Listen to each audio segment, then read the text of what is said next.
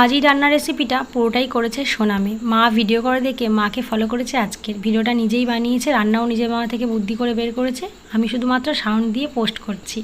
ভালো লেগেছে তাই, খেতেও কিন্তু ভালো হয়েছিল। তো প্রথমে আলু টুকরো করে আর ডিম এইভাবে সেদ্ধ করে নিয়েছে, আর এদিকে ক্যাপসিকাম, পেঁয়াজ, টমেটো আর ধনেপাতা সব কটাই কুচি করে কেটে নিয়েছে। আমি বাড়িতে ছিলাম না বিকেলের দিকটায়, তো বোন আর ও মিলে দুজনে করেছে। এদিকে ওটস নিয়ে নিয়েছে একটা মিক্সার গ্রাইন্ডারে, এটাকে এবার পেস্ট করে নেবে।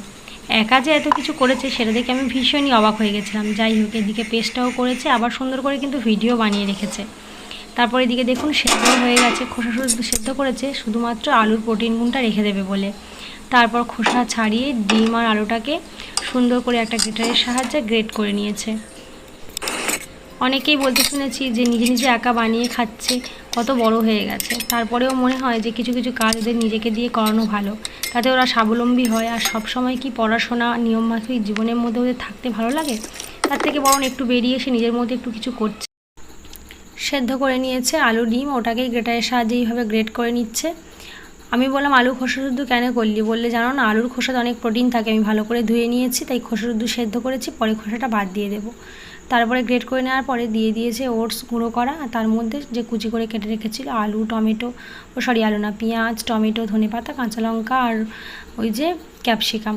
তারপর সমস্ত যে গুঁড়ো মশলাগুলো ছিল সবই দিয়ে দিয়েছে, জিরের গুঁড়ো, ধনের গুঁড়ো, চাট মশলা, কাশ্মীরি লঙ্কার গুঁড়ো, শেষে আবার একটু হলুদ গুঁড়োও দিয়েছে। সব রকম মশলা দিয়ে ভালো করে একটা এইভাবে পেস্ট বানিয়ে নিয়েছে, ভালো করে সুন্দর করে মেখে নিয়েছে। ও বাবা, আবার দেখলাম গোলমরিচের গুঁড়োও দিয়েছে। খেতে ভীষণই ভালো হয়েছে, দেখতে খুব একটা ভালো করতে পারেনি। প্রথমে ভেবেছিল যে গোল গোল করে ছেড়ে দেবে, তো এইভাবে গোল গোল করে তেলের মধ্যে দিয়ে দিচ্ছিল। আবার ভাজা করেছে সর্ষের তেলে, স্বাদটাকে একটু অন্যরকম করার জন্য। দিদি রান্না করছে আর বোন ভিডিও করছে, কি সুন্দর না? ঠিক এই সময় আমি এসে হাজির হয়েছিলাম। ভালো লাগবে এটা খেতে। তারপরে ও দেখলো যে গোল গোল করে বানাতে গিয়ে অসুবিধা হচ্ছে, তাই হাত দিয়ে এইভাবে চ্যাপটা করে নিয়ে তেলের মধ্যে দিয়ে ভেজে নিয়েছিল। দেখতে খুব একটা ভালো করতে পারেনি, খেতে কিন্তু খুবই ভালো হয়েছিল। সন্ধ্যাবেলার টিফিনটা আমরা সবাই মিলে বেশ ভালোভাবে খেয়ে নিয়েছিলাম। সব থেকে বড় ব্যাপার, ও যে এত সুন্দর করে বুদ্ধি করে ভেবে বানিয়েছে সবার জন্য, এটাই বড় কথা। তবে সত্যি বলতে খেতে কিন্তু খুবই ভালো হয়েছিল, আমি বারবার বলছি। যাই হোক, এইভাবে আমরা সন্ধ্যে টিফিনটা সুন্দরভাবে খেয়ে নিলাম।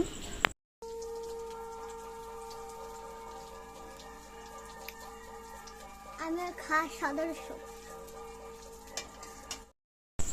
যাই হোক, এর কি নাম দেওয়া যায়? ওটস দিয়ে বানানো সন্ধ্যের একটা টিফিন। সত্যিই জমে গিয়েছিল সন্ধ্যেটা। আজ এই পর্যন্তই, দেখা হবে নেক্সট।